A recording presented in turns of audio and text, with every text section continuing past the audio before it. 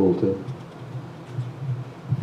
Okay, I think this is extremely reasonable as far as the passes and the individuals. My question is sometimes we should put swim park hours of operation at 10 to 30 minutes before dark isn't 7 days a week, so that's misleading. We need to change that because the pool is closed. They close it on Wednesdays, draining it, and then usually takes most of the day on Thursday to clean it and then refill it, so it doesn't really open again until Friday. So we need to clarify that so people aren't misled. And as far as the 5 or 10 guests, I think that any request for a party should be required that the active member be at that party at all times, just like our rules and regs say.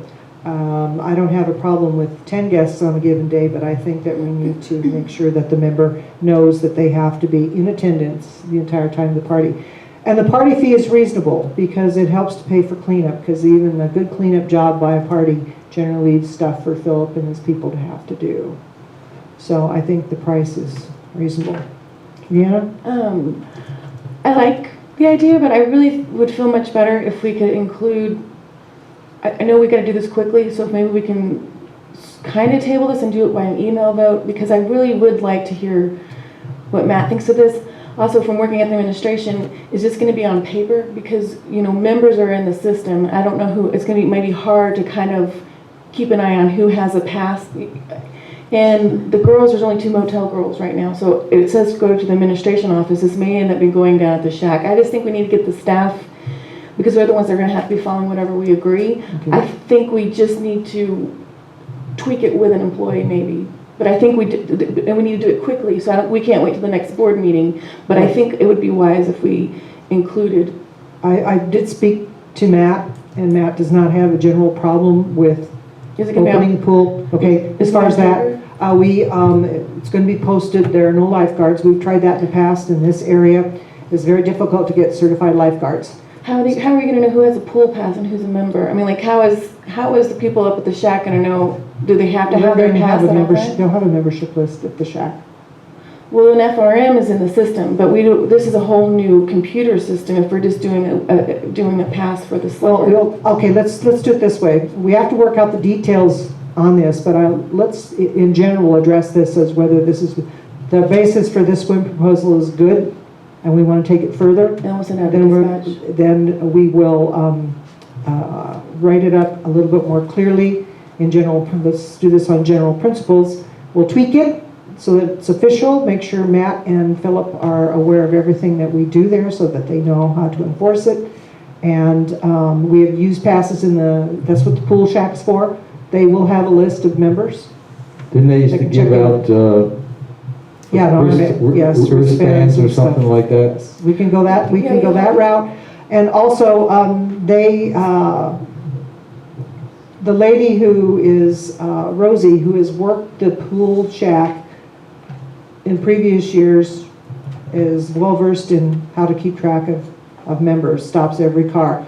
Also, pool parties like this will be like renting any other venue. They're going to have to come to the office and rent it like any other venue. So if we just agree to, on the basic proposal here, we can tweak the actual language. Yes, because we're going to need protection case behavior, yes. Because we also need, because someone paid $39, there has to be something if you don't follow rules and regs that we do reserve the right to. That's the same with that's the same with all of our venues. So I think let's first of all we'll take 3 for 3 members in the back. I just wanted to make you aware that the BISD students may not have access to their student passes over the summer. Elementary definitely have to turn them in. I'm not sure about the upper grades, and I just wanted to throw that in before I have to leave to go down to the school.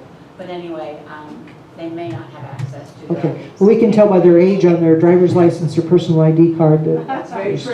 Allison, thanks for all your hard work doing this. Yes, Allison, thank you. If I can make one more comment, just a correction, the actual pool pass cards were actually designed and printed up by Michael. Munoz. Thank you, Michael Munoz. Thank you, Michael. So, well, it wasn't all me. We worked as a team. Thank you. Thank you. Okay, second, any other comment? Kathy? I just have a quick question. So we can't go swim before 10 o'clock? Well, you're a member, you can swim anytime you want. Oh, okay, so this is just for the public, okay. And last summer, I went down there before noon because I think noon is when they came on duty.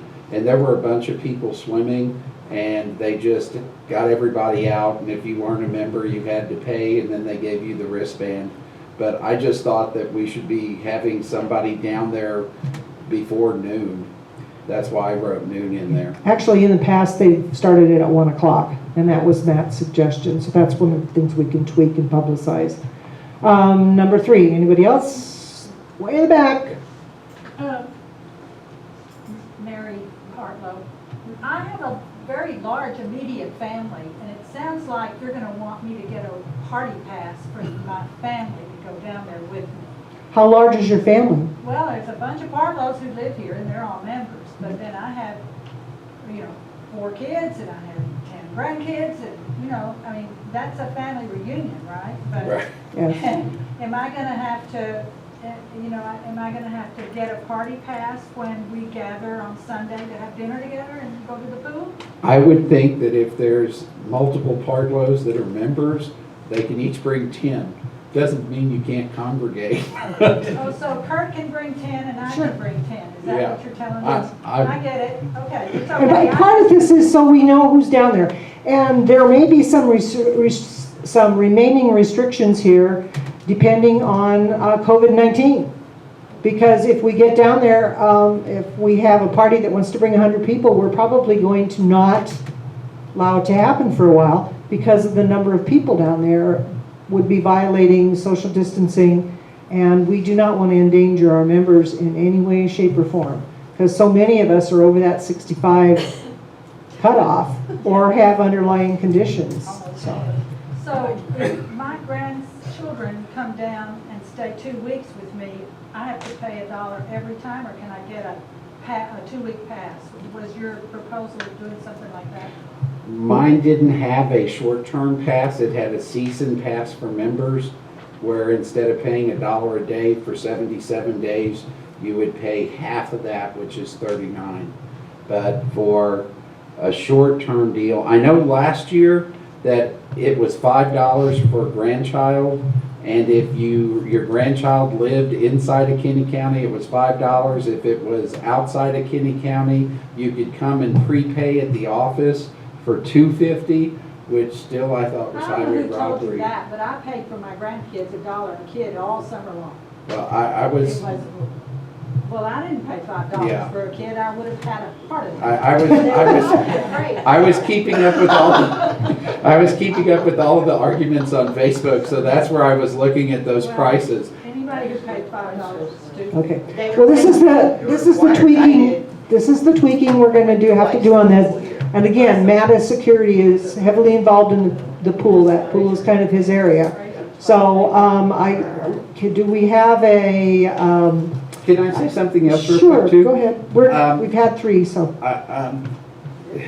The revenue for the pool is not enough to cover the pool. It is a subsidy because our assessments as members really pay for the pool. I had Cindy run a profit and loss from October 2017 through September 2018. The pool lost $21,792.31 because the spring stopped flowing and we had to buy water from Fort Clark Mud that summer to keep the pool full. And we had $994 in income from pool people going in and paying. October 2018 through September 2019, the pool lost $12,189.79. That was with the increase in rates. We took in $3,320 in income from people paying at the shack. But when it comes down to it, our assessments are what's really keeping the pool going, just like some of our other amenities. So I don't want anybody to feel like we're gouging you because we're already paying for it as members. What we have right now, I think it's $1 for grandkids, $3 for members, guests, and $5 for the public. That's kind of what is as of the current right now. I mean, I think we do need a swim proposal, but I think we're going to need, maybe that's what we're just agreeing to, is preparing a swim proposal and get with the staff and if you guys want to send in, I don't know, I mean, like send us an email. But it does need to be happening pretty quickly since this is Memorial Weekend. We do have to decide, we need a motion as to accept this proposal right here just for Memorial Day weekend. And then we can table the summer swim program until we have more information and we have a better idea of who shows up over the Memorial Day weekend. So we kind of know what's out there. So I would think let's stay with the Memorial Day weekend, which is only a couple days away. Starts on Friday, which is, you know, day after tomorrow. So you're saying this weekend, if someone comes in with more than 10 people, they got to pay $50?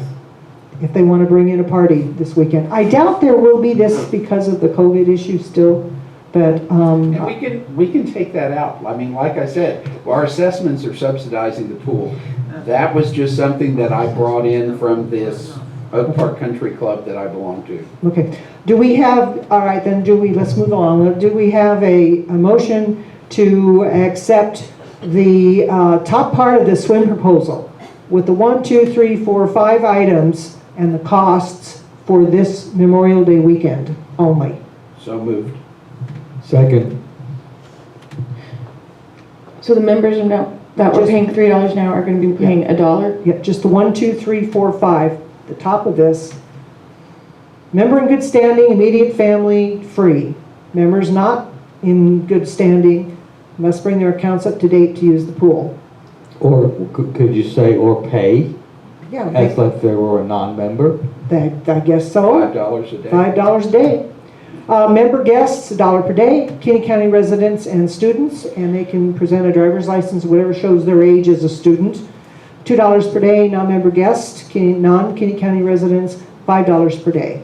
So just these 5 items. Just we for have this weekend? For this weekend only, and then we will table this for more discussion to start the summer season. Okay, can I have a motion, yea or nay?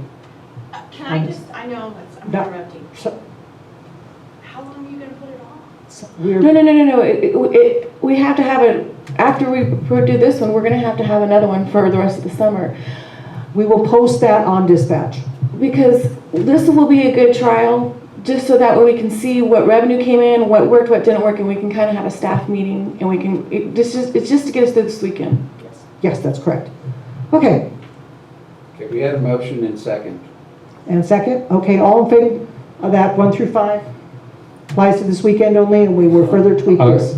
Additional comment, could you add in that member not in good standing must bring their account up to date or pay as a non-member? Okay. Okay, that's, you're amending it? Wait, Yeah. what? For number 2, If they're not in good standing, we're gonna let them come in? but they have to pay $5. Giving them a pass. They have to pay a non-member fee to use the pool since they are not a member in good standing.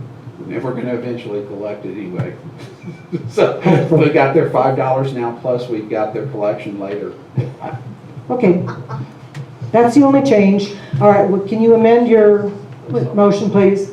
Okay, I move that we accept the first 5 with the amendment to number 2 stating a member not in good standing has to pay the outside $5 rate until their membership is caught up.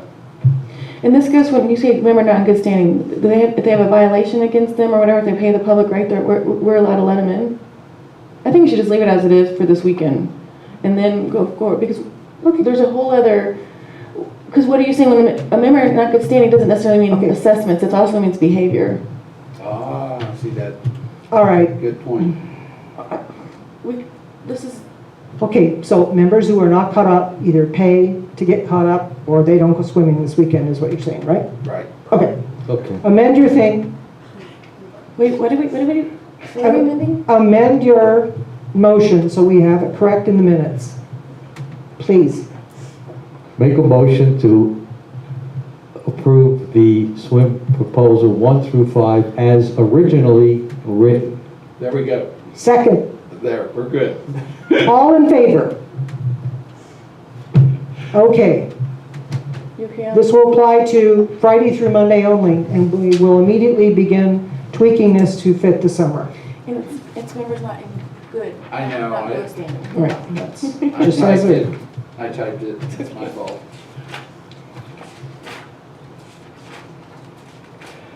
Okay, this one's a little contentious, but I gotta do it. This concerns an open contract with Pitney Bowes, which is why we can discuss it, because it's it's a signed contract and not one in That's the negotiation. mailing machine. Pitney Bowes produces, we had a Pitney Bowes mail machine for years that did all of the posting, sealing of all of our outgoing mail that at least would fit through the machine. A little history, we had decided about, when I was still on the board, that we would allow the Pitney Bowes contract to run and not renew. Somehow, it apparently was renewed January 2019. We started in April of 2019. There's an email to the HOA attorney from President Perkins. At our last board meeting, we discussed your findings with the Pitney Bowes contract email correspondence that Mr. Lawrence provided and voted to allow your firm to proceed with ending the contract. And let me know if there's anything else you need. And the second paragraph doesn't concern this. On June 6th, which is April, May, 2 months after that email, the board decided to end the contract mid-contract. We have searched and searched and searched and can find no further correspondence as to why it took that long or whether they even read the contract to see what the penalties would be for mid-contract cancel. So we started receiving bills from Pitney Bowes for $9,022 for violating the contract. On June 6, 2019, the HOA attorney, his name is Brady Ortego, wrote a letter to Pitney Bowes and presented to them that they breached the contract by raising the contract price mid-contract. And we started continued getting bills from Pitney Bowes, and they were basically not responded to in any way, either from the attorney or from the board at the time, through 2019, through 2020. And it was suddenly thrown in our laps sometime in March, and they had sent it to a collection agency. So I contacted the collection agency, gave them a copy of the letter from the attorney, and the amount was reduced to $4,933.15. And now that's what Pitney Bowes is asking us to pay. So they basically cut it approximately in half, not quite. The reason we brought it up today is we have to make a decision as to whether allow our attorney to proceed further on this. Pitney Bowes indicates that there was no increase in price, that this was a normal charge for handling the account, and that the charges were the exact same, and that we had misread that. But they could only find 5 outstanding invoices, which was what came up with the $4,933.15. So the question today, and we need approval from the board before we incur attorney fees on this matter, whether to pursue this further or pay the reduced charges of $4,933.15. To pursue this further, we'll take some additional attorney charges. They weren't able to give us an estimate because they don't know what they have to do yet, but it's probably worth negotiating through the attorney, because it wasn't until they received the attorney's letter that they actually reduced their demand of $9,022. So I would like some comment from the directors as to their preferred way of approaching this. There's three solutions: accept the reduced amount, fight it completely, or try to attempt to negotiate it further with legal help, based on the excellent response we got from the attorney's letter just getting to Pitney Bowes. So, Robert. Since the attorney's expenses are not something that we can estimate, I would say let's just pay the payoff of $4,933.15 with the reduction of $4,089.41 by Pitney Bowes, because we paid a lot in legal fees this year. There's no telling how much this is going to cost, where here we have a fixed amount. And that's what I'm thinking. Brianna? How's it working out with us not having a mail machine? Allison, do you have any, what? If big none. I mean, could maybe there be a negotiation? I mean, was Pitney Bowes that, I mean, that's all I used when I was here for 5 years. I mean, would it be worth maybe trying? I never got a chance to use it whenever I came on board, thankfully. So that question may be better left for someone who has more. Because right now we're paying a cent more per stamp if we're just doing by stamp. So I just need to look for the future for the association, because it looks like we're going to be paying $5,000 for no postage. The staff is still having to do double work putting these stamps on here. I just kind of like to know where are we going to go from here. I mean, like, who all gives mailing machines? Is there something else besides Pitney Bowes? Well, maybe this will help. Billing period from January 10th, 2020 to April 9th, 2020. That was one of the latest ones they sent me. We were paying, so that's January, February, March, 3 months, quarter, 3 months, $988.38 for the quarter. If you go back to January 10th, 2019 through April 9th, 2019, we're paying $985.83 a quarter. So every 3 months, we were paying $986. And that included the postage on the machine. Now, the one thing I've heard now, to answer your question, is we are having to order stamps online to keep up with our mailings. And it's getting expensive. And that's getting expensive. So what I did do is ask Sherry to do some research. There are other postal shipping companies out there that we may be able to use, but doesn't have anything to do with this particular bill, to reduce our stamp costs. There's some new ones out there that give you the machine and you pay less for the cost of stamps. But that's after we decide what to do with. Do we know the original reason why we got rid of it? I can only tell you what, maybe Bill can help me too. The original reason is we thought that Pitney Bowes was charging too much a quarter, basically almost, 10 grand a quarter to do that. But then a couple of years ago, and Bill, do you remember? I think sometime, we had some problems with the machine, it went down and then they wouldn't come here to fix it. And, Yeah, they weren't really, yeah, I do I think remember one that. time we had to go to Rio Grande Electric and we bought the use of their machine for a mail out, In our area, there are a lot of contractors that are not really responsive to our needs because we're so. But what about, has anybody looked into the buying pre-stamped envelopes? Okay, we gotta do this first. Yeah, I know. Okay. Rihanna, what was finish your thought? I just don't know about spending $5,000 and then eventually we're going to have to come up, or another manager or someone says that we're going to need to get a postal machine. If we can negotiate and maybe but I don't know the reason why we got rid of it. I mean, if they were horrible to work with, I didn't have really any problems. I know that they came out, we were able to get the ink. My personal experience with it, I didn't have any problems, but I've been gone for a while. So if we're going to be working with, in the future, a postal machine, which I don't know if we are or not, I would rather, if we can make a wrong or right, they might work with us better, since I don't know. We're gonna become a customer again. I don't know, I mean, that's my thing, I would like to know why we don't use them, and if we're gonna go and take a gamble on another company, is that, who's to say we're not gonna have Well, problems with that? there's no indication, since we owe them money, that they're going to want to work with us again. So I think that has to be taken into consideration.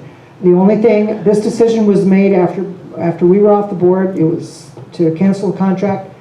Believe me, I had searched, they've searched emails. We cannot find the reason that this was done, other than the fact that when we were still on the board, we were going to let it run because it was just getting too expensive with the, $40,000 a year we were spending on that type of thing. So that's all I remember. But we have to make a decision on what to do with this particular bill right now, and it'll be a totally different action item as to where to go from here. But we have to decide, because they've already sent it to collections, which means it's affecting our credit rating on other things. So I don't know why the board decided to do this at that time instead of just ending it in 2018 when it ran. So one of your third options was working with the attorney now. They have not given us a cost, what it's gonna cost, No. but they might be able to give us, Well, it's a difference. We may be pay $2,500 in attorney fees and not owe them anything. So I think, it's amount of money that was incurred not by this board. We're dealing with what was put in our laps. We have to decide what we want to do with it. They have lowered it to $49.22. Do you pay it, or do you want to send it to the attorney?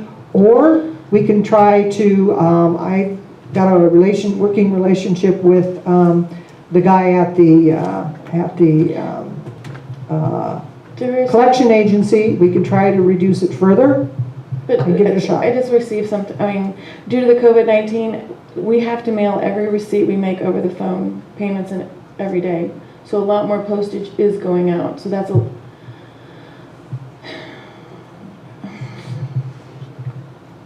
I just don't, where my dilemma is if we pay $5,000 and then we have to turn around and get another postage machine because of the new regulations for COVID-19, then the membership just paid $5,000 and then we just have to get into another contract. So if we can, I know I'm talking in a circle here, but I don't feel comfortable.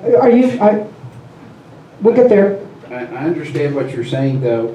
If we contact them and say, look, we want to reactivate your services, let's negotiate this bill, they might drop it to $2,500 or $3,000 versus $4,900. But I'm not saying that there wasn't a good reason to do, I'm not aware of why we got rid of it, but I'm just thinking that it doesn't make sense for such a large company to manually put a stamp on everything. I just think that's wasting. I know, but the problem, it remains, what we do in the future is one thing, but we have to decide what to do with this right now.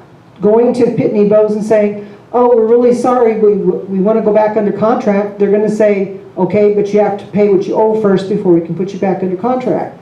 So I'll almost guarantee it. I worked with Pitney Bowes for the first 6 years of my insurance career. They're not going to set aside money that we owe them completely. So we have to decide what to do, because I need to call this man the first of the week after Memorial Day and let him know what we're going to do.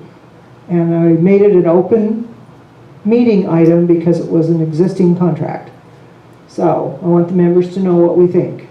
And you've already given your opinion, and what do you say, Bill? Well, like, I would just kind of agree with what you said, and that is if you say to Pitney Bowes, oh gee, we're sorry, let's go back to a contract, they're probably going to make us pay something back, late fees, if you will, and then start again with a new contract, which could be higher. That's right. So I think that, we just need to cut our losses, with the 4,000, pay it, get it over with, start over again with whoever. Okay. And I'm confused by your response, Brianna, so We're confused. dumb it down for me, please. No, maybe there's a third choice. I mean, they've already come down half. They say this, but we're a totally new board. We can apologize for previous mishaps where you can act, we are ignorant in this. We don't know why it was canceled in the beginning. We know this. We know that there's COVID-19. Can you do something better for us if we decide to come back and be a client with you again? I mean, but I went to know, I'm sure there's staffers that know why we got rid of it. you know, I don't want to put us in another I just don't like to spend, I just don't like to throw money away.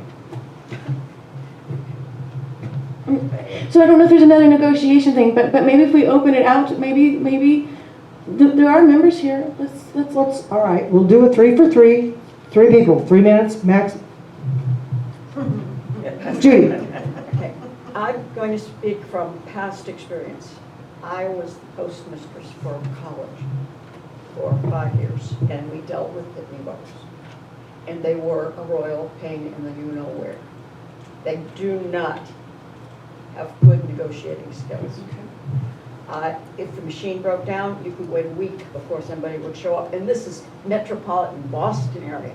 We're not talking us out in the boonies.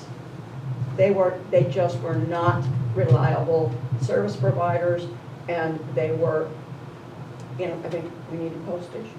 Oh, at that point, you take the machine to the post office and they refill you. Oh no, when I did it here, it was online. I mean, you just punched it in there. Well, that may be, but I would say. Your experience that with it was not good. It was not. I would maybe go on middle ground, tell the attorneys to write one letter to try to negotiate better, because you, as you said, this board is not responsible for what went on before. You don't have any clear history, and you would be happy to settle for 50%, 50 cents on the dollar, in other words, $2,500. If they reject that, they're out, what, maybe $200 for the attorney to write a letter? But they've already reduced it from 922. Doesn't matter. Yeah, 9,022. They were, yeah, well, the point is, again, I would try that, and then I would, if you have to pay it off, do it, but find yourself another, or go to the pre-stamped envelope situation. Well, the pre-stamp, it doesn't work because we don't always use the same envelope. I mean, we have, you know, I mean, and if you deal with flyers, I don't know about the pre-stamp envelope. Number 2, Mel. Before the last board came in March, that machine we had stopped using it. That thing has been collecting dust for at least 12 or more months. Mr. Lawrence said they were going to turn off the machine because they were no longer going to comply because it was becoming too expensive. Mr. Lawrence was removed in September. He had already made the decision around May. He has the answer as to why they canceled the contract or why they were not going to do it anymore. But that machine for 2019 sat idle. I don't know how they're charging us. We weren't getting any postage out. And the reason I know that is because I went to the post office and bought stamps for about 6, 7, or 8 months. There should be something in the minutes about when we canceled the That contract with machine Mr. Lawrence. It's just been a dust collector for at least 12 months. How did y'all do stamps at that I time? went and I put on the stamp myself. That, or whenever we did our mailings out or anything, we all sit back around the table and do a little Yeah. chain line, and one stuffs, one. Everything was done So when we manually. called for the machine, nobody came and we couldn't use the machine. I can't tell you, no, they just, the instruction was, we're not gonna use the machine anymore because it's too expensive. That order came down around either April or May of last year. So I was buying stamps, Oh. and then the new board came in, and then Sherry got in charge of the stamps. We've been doing stamps for over a year. I don't know how they're charging us if the We have machine their, is not being used. we have their equipment and we have a contract with them, so just because we stopped using it doesn't necessarily mean we're Okay, not so responsible. we paid for a machine that sat and collected dust for over a year. So the members are out a lot of money on a machine that was not being used. And Maria knew this. Well, the Who? previous board was very clear on this. They knew we were going to use the machine. The previous board and Mr. Lawrence, because Mr. Lawrence's instruction was stop using the machine. We're not going to use it anymore, we're going to get rid of it. But even, did the board get the contractors review it to see if there was still gonna be some kind of That one fight? I was not privy to. The instruction was we're not going to use the machine anymore.